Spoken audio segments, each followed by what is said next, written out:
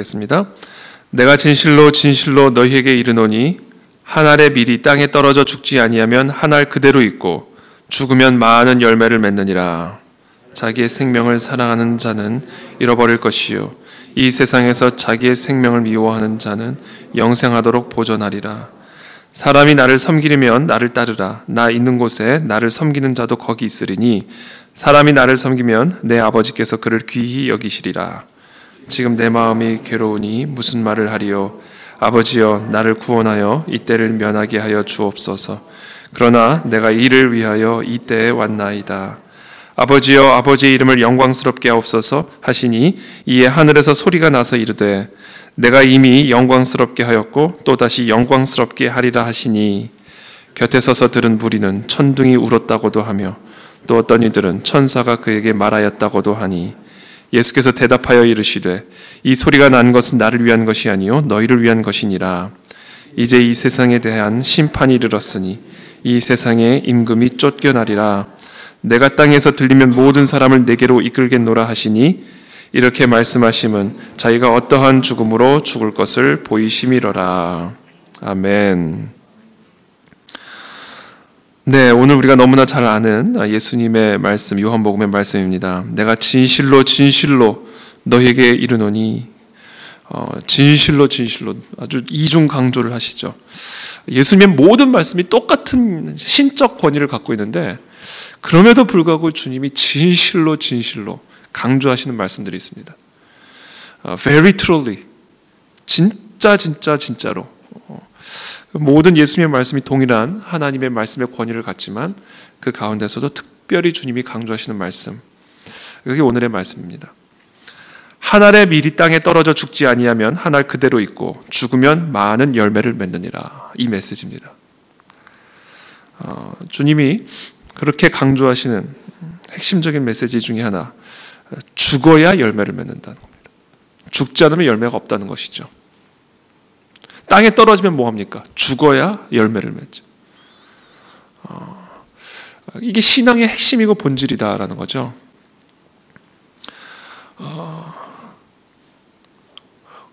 우리가 예수 그리스도의 복음을 받아들일 뿐 아니라 그 복음과 함께 내가 죽을 때, 십자가에서 그리스도와 함께 내가 죽을 때 비로소 많은 열매를 맺을 수 있다라는 이야기입니다. 죽으면 열매를 맺느니라. 그러면서 25절에 예수님이 이렇게 좀 더 구체적으로 말씀하십니다. 자기의 생명을 사랑하는 자는 잃어버릴 것이요 이 세상에서 자기의 생명을 미워하는 자는 영생하도록 보존하리라. 이게 죽는다는 게 어떤 것인가? 죽으면 많은 열매를 맺는다고 하셨는데 이 말씀은 어떤 메시지인가? 자기의 생명을 미워해야 된다라는 얘기죠. 제가 어제 이 말씀 묵상하는데 내가 내 생명을 미워하는 게 이게 열매를 맺는 삶의 비결이구나.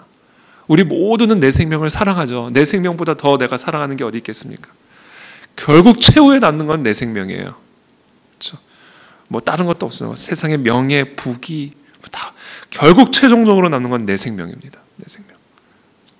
그래서 우리 모두가 사랑하는 것, 결국 궁극적으로 사랑하고 있는 것, 그건 사실은 내 생명이죠. 근데 그것을 미워하지 않으면 참되게 죽을 수 없다라는 얘기입니다. 그것을 미워하지 않으면. 그래서 제가 어제 이 말씀 묵상하면서요, 제가 결단했어요. 나는 이제부터 내 생명을 미워하리라. 내 생명을 미워하리라. 예수님이 미움을 가리키는데 그 미움의 대상, 유일한 대상이 내 사랑, 내 생명입니다. 내 생명. 내 생명을 미워하는 존재가 되어야 되겠구나. 그게 죽음이구나. 그렇다면 좀 더 깊이, 그렇다면 내 생명을 미워한다는 것, 그것은 구체적으로 우리가 어떻게 하는 것인가? 뭐 학대하라는 얘기인가? 자학하라는 얘기인가? 건강을 신경 쓰지 말라는 얘기인가? 뭐 위험에 마음껏 방치하라는 얘기인가? 그 얘기가 아니죠. 나의 생명을 미워하라는 것은 무엇을 의미하는가? 자기 부인을 의미하는 겁니다. 자기 부인. 그게 내 생명을 미워하는 자예요. 자기를 부인하는 자, 자를 부인하는 자, 이게 생명을 미워하는 자이고 나의 생명을 미워하는 자이고 그것이 바로 죽음의 의미다. 그와 같은 자를 통해서 열매를 맺는다. 이것이 진실로 진실로 내가 너에게 이르는 바다라는 이야기입니다. 그래서 신앙의 핵심, 신앙의 본질은 그래서 예수 그리스도께서 하나님의 본체의 형상이시지만 죽기까지 복종하셨듯이 우리도 그와 같이 그리스도와 함께 나를 부인하고 십자가의 죽음과 같은 자기 부인을 통하여 우리는 많은 열매를 맺는다. 이것이 신앙의 본질이고 핵심입니다. 다른 게 있는 것이 아니다라는 거죠. 그래서 기독교의 본질은 십자가라는 개념이죠. 십자가.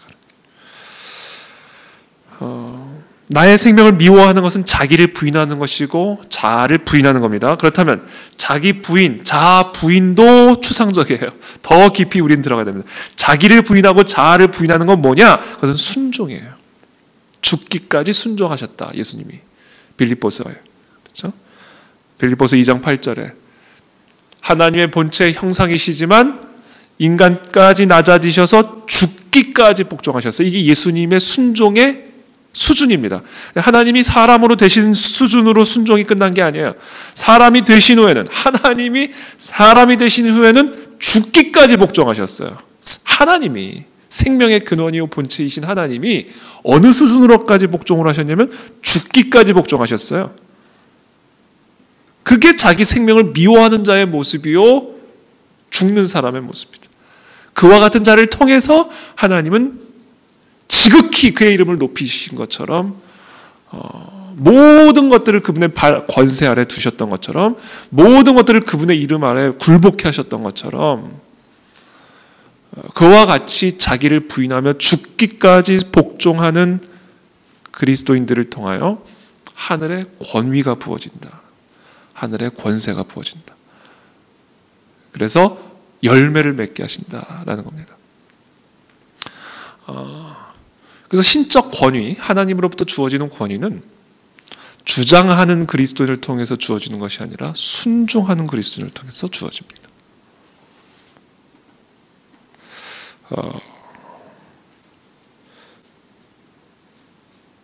사람이 나를 섬기려면 26절에 나를 따르라. 나 있는 곳에 나를 섬기는 자도 거기 있으리니 사람이 나를 섬기면 내 아버지께서 그를 귀히 여기시리라. 자, 순종하는 자. 우리는 무엇에 순종할 것인가? 예수 그리스도를 따르며 순종하는 것이죠. 예수 그리스도를 따르는 거예요. 이게 순종하는 그리스도인의 모습이에요. 요한복음 21장에 보면요.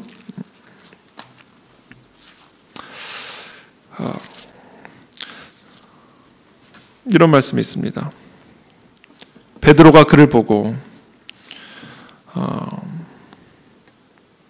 21절에 요한복음 21장 21절 이에 베드로가 그를 보고 예수께 여짜오되 주님 이 사람은 어떻게 되겠사옵나이까? 예수께서 이르시되 내가 올 때까지 그를 머물게 하고자 할지라도 네게 무슨 상관이냐? 너는 나를 따르라. 우리는요, 우리 옆에 사람의 운명에 대해서 상당히 궁금해합니다. 나는 지금 하나님이 이 길로 가라고 이렇게 하시는데 이 사람은 어디로 갈까? 이게 궁금해요. 우리. 나는 지금 이렇게 되고 있는데 저 사람은 오늘은 우리 저녁 이거 먹었는데 저 사람은 어제 저녁에 뭘 먹었나?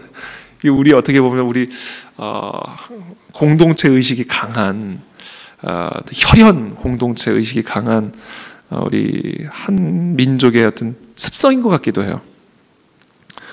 근데 베드로도 좀 그런 경향이 있었는지 너 나를 따라오라 그랬을 때 베드로의 반응은 그럼 이 사람은 어떻게 되겠사옵나이까?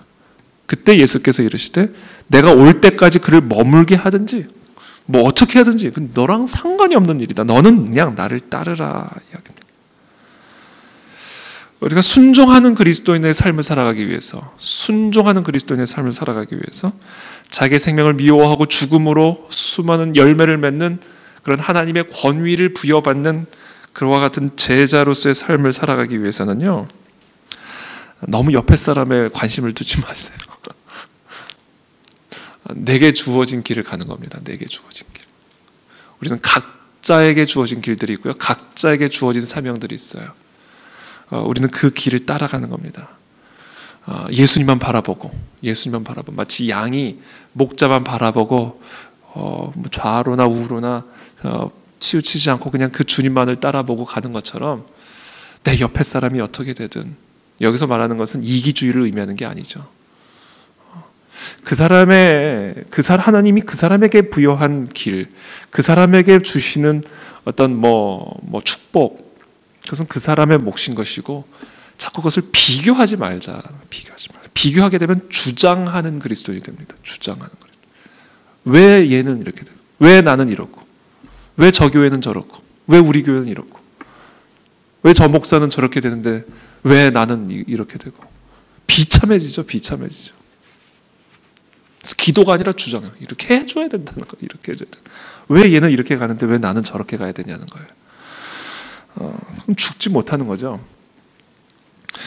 그래서 우리가 정말 이 열매 맺는 이와 같은 그리스도인의 삶을 살아가기 위해서 특별히 우리 고난 주간에 다시 한번 조정해야 될 우리의 시선, 그것은 바로 예수 그리스도, 나를 이끄시고 인도하신 그 그리스도의 길을 우리는 오늘도 내일도 주의 본향에 가는 그날까지 그냥 가는 겁니다. 비교할 것도 없고, 비교해서 상처받을 일도 아니고, 그냥 주님께 순종하며 나아가는 그와 같은 그리스도의 삶이 바로 자기의 생명을 미워하는 자의 모습이요, 그와 같은 자에게 권위가 부어지고 풍성한 열매로 마지막 날에 주님께 영광 돌리는 삶이 되어진다라는 겁니다. 그래서 저는 오늘 이 시간에도 우리가 한번 점검해야 될 것, 어저께는 우리가 우리 안에 있는 우상이 무엇이었는가.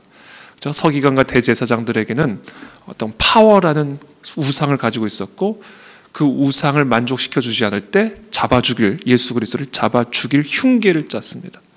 가룟 유다를 대표로 하는 돈을 사랑하는 그와 같은 사람은 자신의 어떤 물질적인 야망 또는 세상적인 탐욕을 충족시켜 주지 않았을 때 팔아서 돈을 챙길 생각을 했습니다. 각자가 갖고 있는 예수님 상이 있고, 그 예수님 상에 예수님이 만족시켜 주지 않을 때 잡아 죽이든지 팔아먹을 생각을 하는 존재가 사람입니다. 그래서 우리가 진정한 그리스도의 제자 신앙생활을 하기 위해서는 그 우상이 파괴되어야 된다. 내가 생각해놓은, 내가 만들어놓은 모든 기준들이 다 허물어져야 된다. 그것을 못 박는 못의 이름이 고난이다. 제가 주일에도 말씀드렸죠. 그래서 오늘은 우리가 점검해야 될 것은 무엇이냐? 지금 나는 누구를 따라가고 있는가? 왜 나는 자꾸 이렇게 두리번거리는가? 각자의 삶에 각자에게 주어진 예수 그리스도의 길이 있고 사명이 있고 분깃이 있습니다. 그것을 바라보며 그것에 만족하며 오늘도 내일도 모레도 주의 본향에 가는 그날까지 순종하며 죽기까지 복종하셨던 그리스도의 모습을 닮아 정말 죽기까지, 나의 모든 것을 죽기까지 그 길을 따르기로 결단하는 오늘 이 아침이 되기를 예수 그리스도 이름으로 축복합니다.